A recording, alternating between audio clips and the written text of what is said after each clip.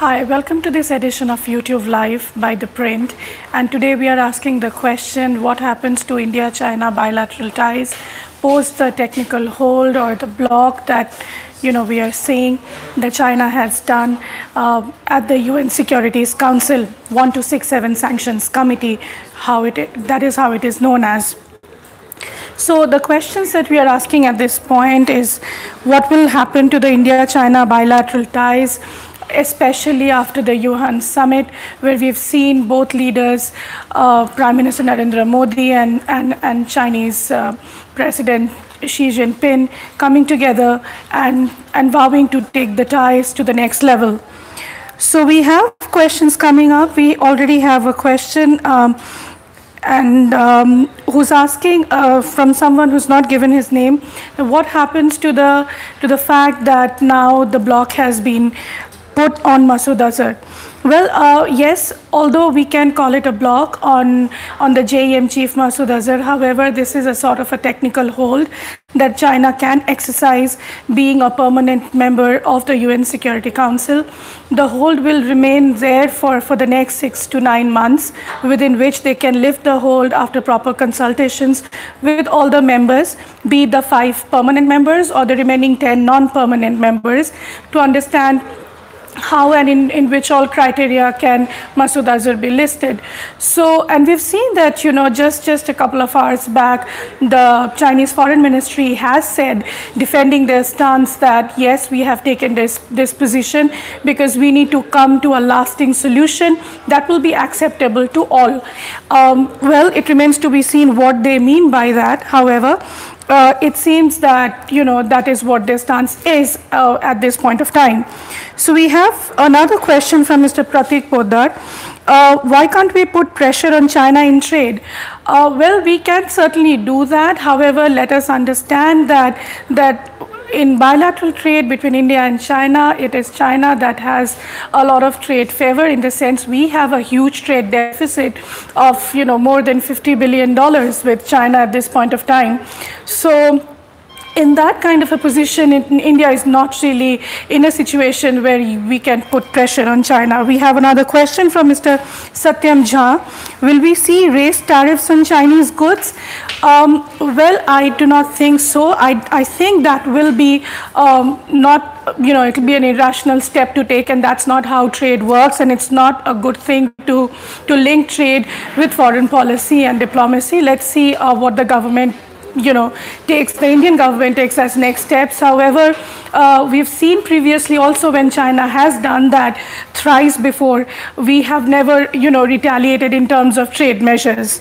India has never retaliated in terms of, raising tariffs or, doing anything on the bilateral trade. We have another question from Mr. Abhishek Prashant. Can again we see campaign like boycott Chinese product in India? Well, that depends on what the call that the government or the traders take. However, the traders of the All India Traders Association, they are the Confederation of All India Traders Association, has given a statement that, with the festival of Holi coming up in the next week, we should be, boycotting Chinese goods. Having said that, I don't think that really makes a big impact at the level of diplomacy and at the level of UN Security Council. We have another question from Mr. Raja Amir. What about relations of Pakistan and China after this? Well, this is not really, again, the first time that China has taken such a stance. They have put this kind of a hold, which ultimately became a block thrice before. And this is the 4th attempt that India had done, along with other permanent members of the UNSC. And this is the 4th time that they have put a block. So in the span of last 10 years, this is the 4th such attempt. However, we've never seen China-Pakistan relations deteriorating. In fact, they have really been good, and the fact that China is now hugely invested in Pakistan speaks volumes for itself. We have another question from Mr. Akash Gawal. Is there any significant effect if Masood Azhar designated as global terrorist at UNSC? What does technical hold mean? Well, that's a good question. However, we've seen there are several times for that matter, we have terrorists like Hafiz Saeed, who has a bounty on his head for about $10 million. But they don't really, I mean, in terms of making an impact, yes, it does. Because under the sanctions, what you get is you get an arms embargo, a travel ban is imposed, and also your assets are freezed.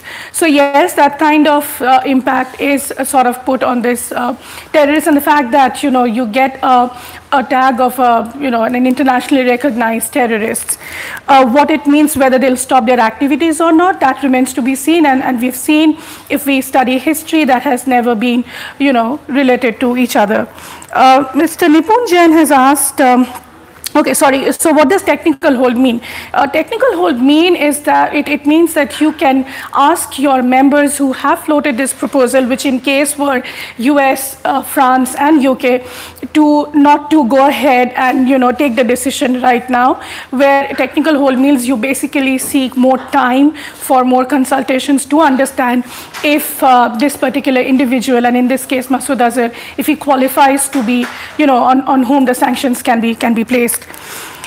So Mr. Nipun Jain has asked, what are the possible solutions to separate political and economic interests aside? What should be the diplomatic response of India now? Well, the diplomatic response can be, again, dialogue, and a lot of negotiations and back channel talks are already on.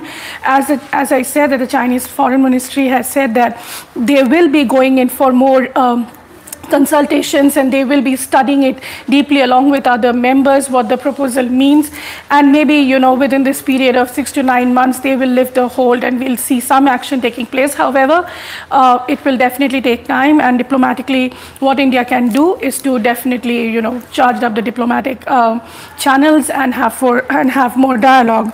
Mr. Satyam Jha is asking, is China afraid that JEM will sabotage the CPEC? Well, we have, this is a question that comes up again and again, but however, I don't think China is ever afraid of that, because when it made that investment into Pakistan, it was very well aware of in which territory it is going into, and the CPEC different business proposition that benefits Pakistan as well, with that kind of corridor coming up. I don't think the reason for them to put a hold is because they're afraid that something will happen to CPEC. I don't see the relation at all. Mr. Arun is asking, in UNSC, what other steps can we take to blacklist or block Masood Azhar? Well, that's a good question, Arun. The fact is, US has said, and that too, off the record, the US is saying that they can exercise other options, and those other options can be actually moving the UN Security Council.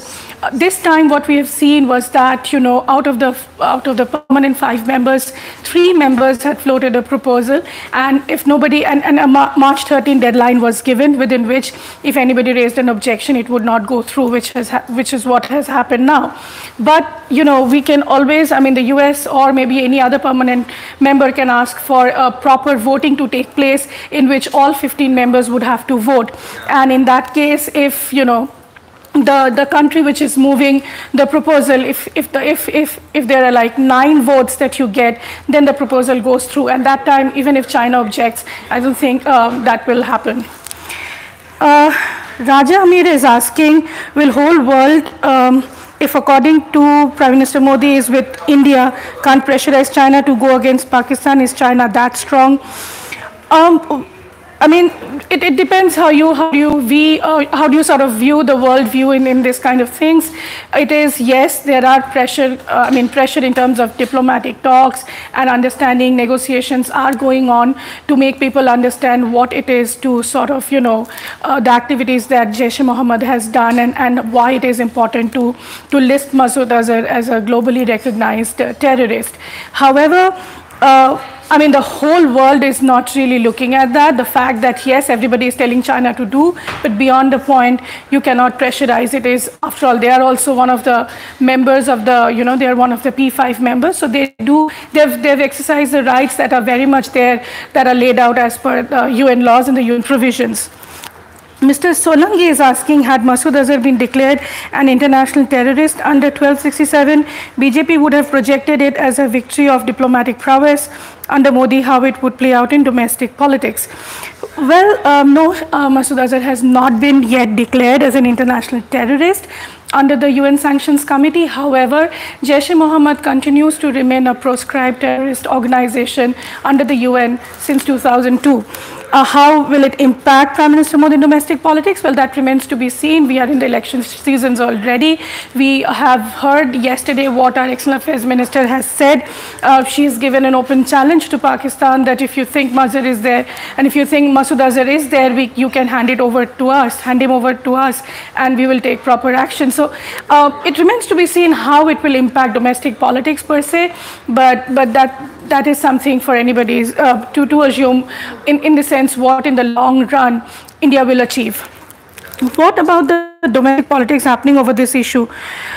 Well, domestic politics, of course, you have answered it yourself. Congress will be, sort of raising this issue with the BJP, and BJP will be coming up with its own kind of versions. What we need to understand out here is what China has done is something that cannot be, said that this is India's diplomatic failure or something like that. These are the laws that China is exercising under the UN Security Council laws, and they're very much within the laws within which they have every right to practice it. So, and then we've also seen how this kind of situation, when this kind of situation arises, what is the kind of diplomatic response India gives is something that they don't really publicly negotiate. That will be, times will tell us that answer. And we're taking the last question. As to what happens next, well, it remains to be seen now after the elections if this government is going to come back and we're going to have any sort of dialogue with China. I'm sure right now a lot of back channel talks are going on. US, France and UK still supporting China, India in this measure. We will see in the next ton of days how it goes. Thank you so much for tuning in.